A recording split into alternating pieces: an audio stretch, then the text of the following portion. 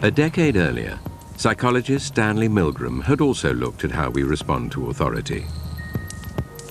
In order to understand how people were induced to obey unjust regimes and participate in atrocities such as the Holocaust, he set up an experiment. Volunteers were told they were taking part in scientific research to improve memory. Would you open those and tell me which of you is which, please? Teacher. Where? Separated by a screen, the teacher would ask the learner questions in a word game and administer an electric shock when the answer was incorrect. He was told to increase the voltage with each wrong answer.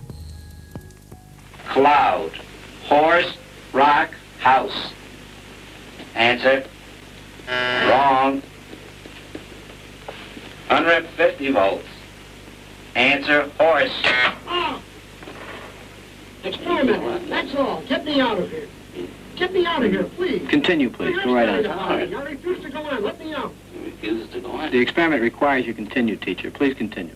Participants didn't know that the learner was really an actor and the so-called shocks harmless. You're gonna get a shock. 180 volts. Oh. I can't stand the pain. Let me out of You here. can't stand it. I'm not gonna kill that man, there. I mean, who's gonna take the responsibility if anything happens to that gentleman? I'm responsible for anything that happens here. Continue, please. All right, next one, slow. Walk, dance, truck, music. Two-thirds of volunteers were prepared to administer a potentially fatal electric shock when encouraged to do so by what they perceived as a legitimate authority figure. In this case, a man in a white coat. 375 volts. I think something's happened to that fellow in there. I don't get no answer. He was hollering with less voltage. Can't you check in to see if he's all right, please? Milgram's findings horrified America.